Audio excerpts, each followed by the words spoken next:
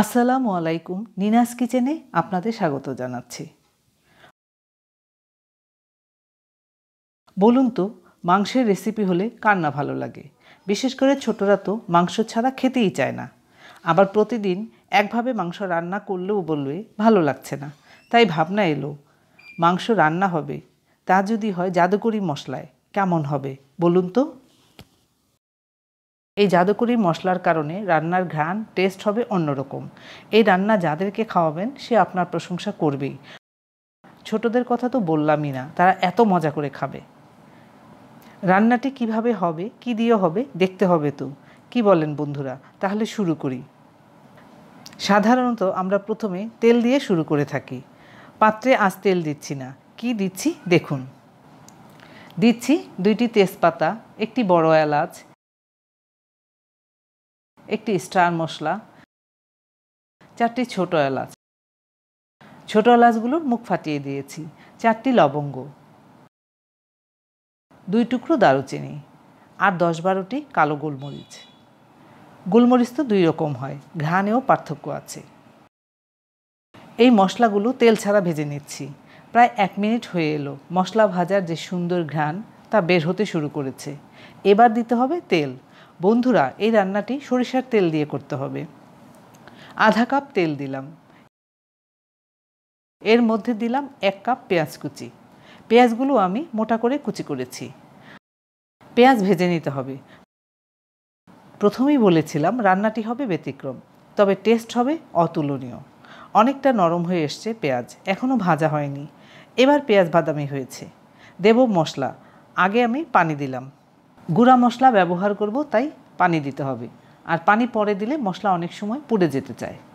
এই রকম বাদামি হবে পেঁয়াজ ভাজা, তাতে রান্নার ঘ্রাণ হবে ভালো। আদা রসুন বাটা দিলাম 2 টেবিল চামচ। আর পেঁয়াজ বাটা দিলাম আধা কাপ। হলুদ গুঁড়া দিলাম 2 চা চামচ। ধনিয়া গুঁড়া দিলাম 2 চা চামচ। মরিচ গুঁড়া দিলাম 2 চা চামচের বেশি।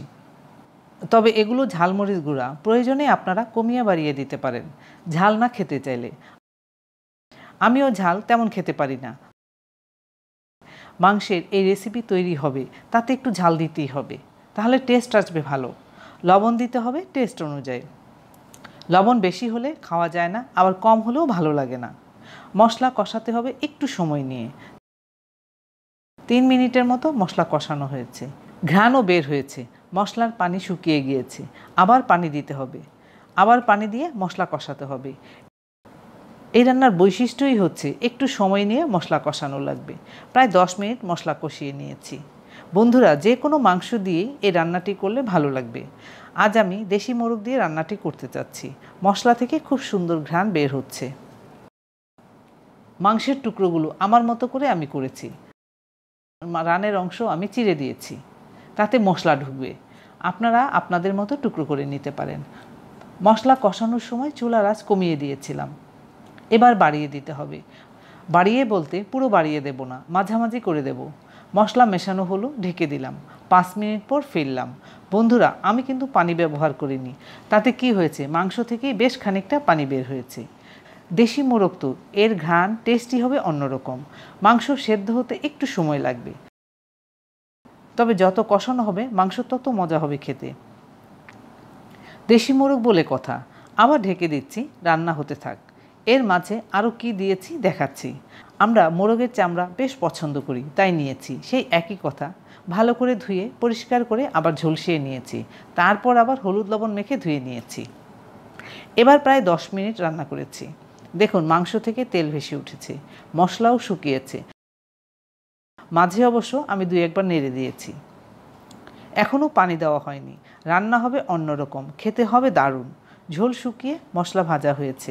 এবার দিতে হবে পানি, তবে অল্প করে পানি দেব। কী কারণ বলুন তো? ওই যে দেখালাম, মোরগের চামড়াগুলো দিয়ে দিলাম।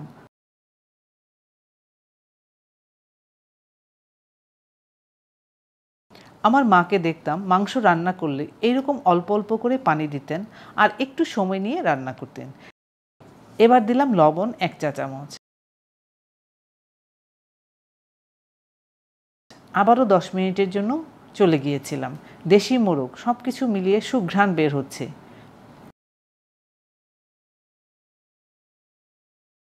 দিতে হবে পানি, তবে আমি দিচ্ছি গরম পানি। 2 কাপ পানি দিলাম। এই পানিতে মাংস সেদ্ধ হয়ে যাবে। সুন্দর ঘ্রাণে চারপাশ ছড়িয়ে যাচ্ছে। এবার সেই জাদুকরি মশলা দেব, যা দিলে এতটাই টেস্ট হবে যা বলার মতো নয়। দিচ্ছি পাঁচফোড়ন গুঁড়া 2 চা চামচ।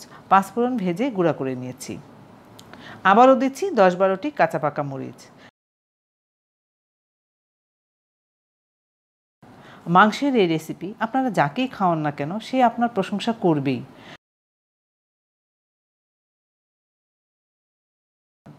আর ছোটরা তো আনন্দ নিয়ে খেয়ে ফেলবে।